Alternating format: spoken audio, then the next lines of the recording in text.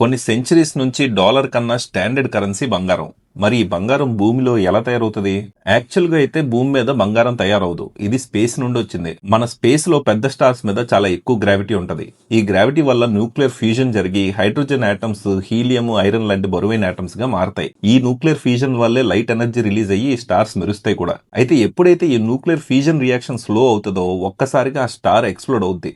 దీన్నే super Noah అంటారు. ఇలా ఎక్స్ప్లోడ్ అయినప్పుడు విడుదలయ్యే శక్తితో ప్రోటాన్స్, ఎలక్ట్రాన్స్ కొలైడ్ అయ్యి న్యూట్రాన్స్ గా మారతాయి. ఈ న్యూట్రాన్స్ అబ్జర్వ్ చేసుకునే గోల్డ్, యురేనియం లాంటి హెవీ మెటల్స్ ఒక్కసారిగా డస్ట్ లా మారి స్పేస్ లోకి రిలీజ్ అవుతాయి. ఈ స్పేస్ లోకి రిలీజ్ అయిన డస్ట్ నుంచే కొత్త స్టార్స్, ప్లానెట్స్, మన భూమి కూడా ఫామ్ అయ్యాయి. అందుకే భూమిలో మైనింగ్ చేసినప్పుడు సూపర్ నోవా టైంలో ఫామ్ అయిన గోల్డ్ దొరుకుతుంది. అయితే ఇప్పుడు కొన్ని దేశాల్లో సైంటిస్టులు ఇదే న్యూక్లియర్ ఫ్యూజన్ రియాక్షన్ యూజ్ చేసి గోల్డ్ ని భూమి మీదే తయారు చేసేలా ట్రై చేస్తున్నారు. అయితే టెక్నికల్ గా ఇది పాసిబుల్ అయినప్పటికీ అంత ఎనర్జీ జనరేట్ చేసి అందులోంచి ఒక గోల్డ్ ఆటమ్ క్రియేట్ చేయడం కన్నా మైనింగ్ చేసి గోల్డ్ ని తాగడమే చీప్. ఇలాంటి ఇంట్రెస్టింగ్ టాపిక్స్ నచ్చితే సబ్స్క్రైబ్ టు ది ఛానల్.